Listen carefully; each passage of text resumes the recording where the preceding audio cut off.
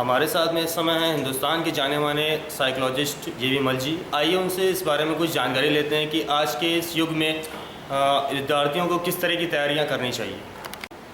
कि एसएसबी एक problem solving behaviour है, समस्या निवारण व्यवहार है। इसके लिए लड़का इंटरमीडिएट में जब सेकेंड ईयर में आता है तब वो आवेदन कर सकता है और वो एलिजिबल हो जाता है। इसकी उम्र है 16.5 से लेकर के 19 साल तक। इसमें एक भ्रम है जनता को कि 19 साल की उम्र एक जो है अप्लाई करने की है, लेकिन यह सत्य नहीं है। 19 साल की उम्र एकेडमी में प्रथम पग रखने की है। लड़का 18 साल में ओवर एज हो जाता है। अब हम आपके मेन मुद्दे पाते हैं कि सर्विसेज सिलेक्शन बोर्ड के लिए अभ्यर्थियों को क्या करना चाहिए। इसको मैं 2 पार्ट में बांटता हूँ। पहला पार्ट जो एसएसबी की तैयारी होती है और दूसरा पार्ट वो चीज़ें जो तैयारी में समर्थन देती हैं, सपोर्ट करती हैं, तैयारी को मजबूत बनाती हैं। पहला है एकेडमिक पार्ट। एकेडमिक पार्ट में रिटन एग्जामिनेशन आता है जो यूनियन पब्लिक सर्विस कमीशन यानी संघ लोक सेवा आयोग दिल्ली ये कंडक्ट करता है। उसका पर्पज यह है कि हम हजारों की भीड़ को छाट करके और कुछ चंद लोगों को हम उसमें से छाटना चाहते हैं। जो इनका पैरामीटर है, जो इनका मापदंड है, जो इनका मानदंड है, वो ये है कि हमें उन गिने चुने पुरुषों एवं महिलाओं की आवश्यकता है जो सब में सर्वोत्तम हो, जिनके पास साहस हो। इनका जो मापदंड है वो विज्ञापन में ही आता है। अगर उस मापदंड को आप 2 या 3 या 4 बार पढ़ लें तो आपको इनका मापदंड और चयन प्रणाली की क्या आवश्यकता है आपको मालूम हो जाएगी। तो उस मापदंड को मैं रिपीट कर देता हूँ बहुत ही पेशेंस से, ताकि लड़का इसको ध्यान से सुन सके और इसको वो चरितार्थ कर सके, इम्प्लीमेंट कर सके। इनका जो मापदंड है वो ये है, हमें उन गिने चुने पुरुषों एवं महिलाओं की आवश्यकता है जो सब में सर्वोत्तम हो, जिनके पास साहस हो, धैर्य हो, जो चुनौती को स्वीकार कर सकें और उसे पूर्ण कर सकें, जो खुद भी मोटिवेटेड हो, दूसरे को मोटिवेट कर सकें और जो देश की सरहदों पर जग कर पहरा दें तो सारा वतन चैन की नींद सो सके। इस पर मैं एक टिप्पणी करना चाह रहा हूँ।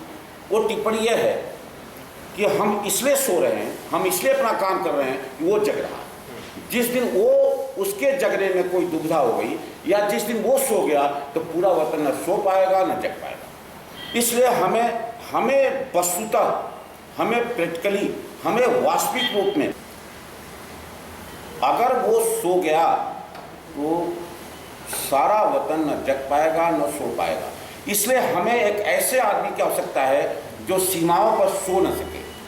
इसके लिए हम 2 पार्ट में बांटते हैं, जैसे मैं पहले बता चुका हूँ आपको कि एक एकेडमिक पार्ट है और एक जो है एसएसबी का पार्ट है। एकेडमिक पार्ट को अगर हम किनारे कर दें तो एसएसबी की दुनिया पूर्णतया अलग है।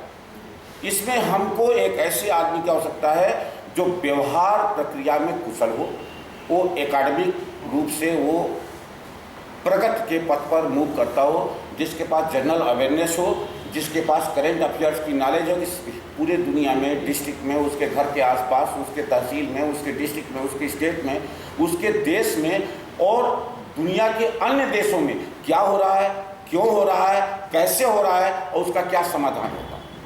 और वो उसके पास निर्णय लेने की क्षमता हो। और मैं एक चीज़ पर भी कमेंट करना चाहूँगा, हमें प्रैक्टिकली कैसा आदमी चाहिए। हमें चाहिए ट्रबल शूटर जो समस्याओं को सूट कर सके। हमें चाहिए प्रॉब्लम सॉल्विंग पर्सन जो समस्याओं का निवारण कर सके। हमें चाहिए सेवियर जो रक्षा कर सके। हमें चाहिए रिस्क टेकर जो जोखिम उठा सके। हमें चाहिए चैलेंजर जो चुनौती दे सके। हमें चाहिए बहादुर। हम एक आदमी को कंपनी कमांडर के जूते में देखना चाहते हैं। We want to see a person in the toe of a company commander.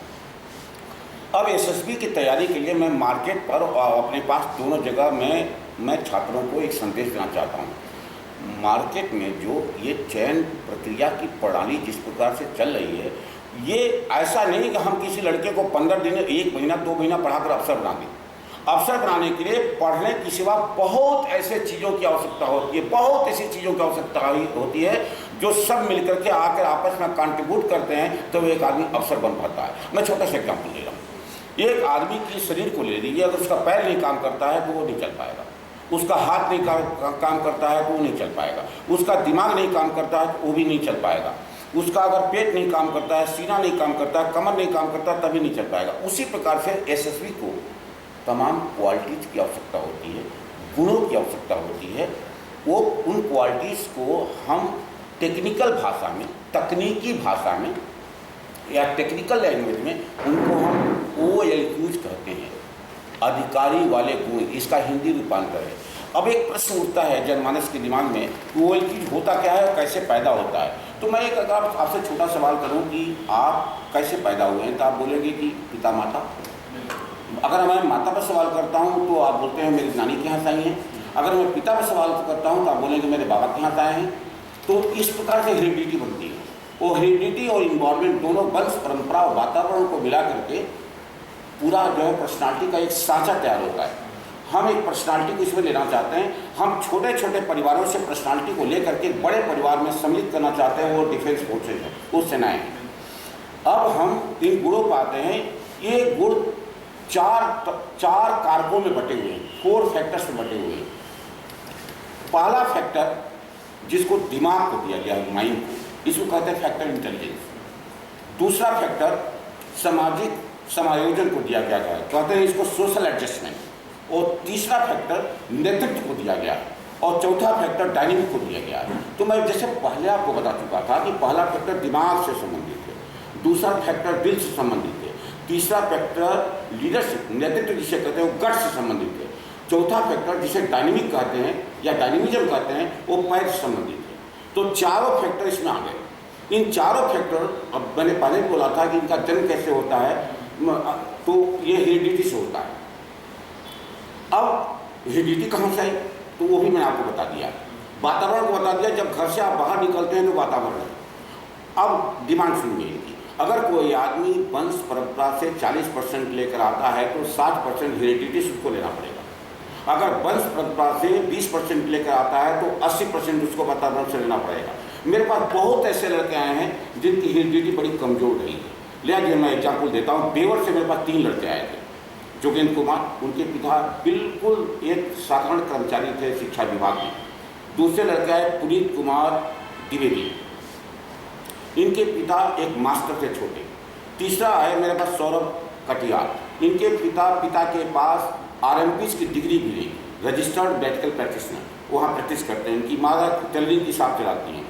तीनों लड़के 8 महीने से लेकर 1 साल तक समर्पित रहे। गुरु आज्ञा मानी, अपने पर्सनालिटी में तमाम क्वालिटीज़ को इनकलकेट किया, ग्रहित किया।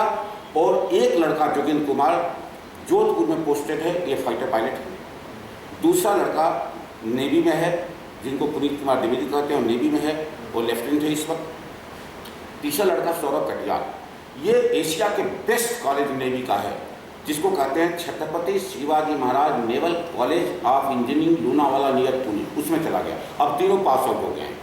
तो एक फाइटर पायलट है, एक नेवी में है, और एक सौरभ कटियार जो है इंजीनियर है नेवी में, बहुत टॉप क्लास में चला गया। तो ये लोग वंश परंपरा से 20% लेकर आए थे। हमने वातावरण से इनको 80% दिया और ये 100% होगा। और एसएसबी जब तक आपका 100% नहीं होगा, अपने मापदंड में आपको नहीं लेगी। बस इतना चर्चा, और दूसरी चर्चा मैं दोबारा करूँगा। आपको प्रोफेसर जी के विचारों से अवगत कराया कि छात्र किस तरह से तैयारी करके आगे बढ़ सकते हैं। मैं कैमरामैन हसीन सिद्दीकी के साथ चेतन राज, SI न्यूज़ टुडे।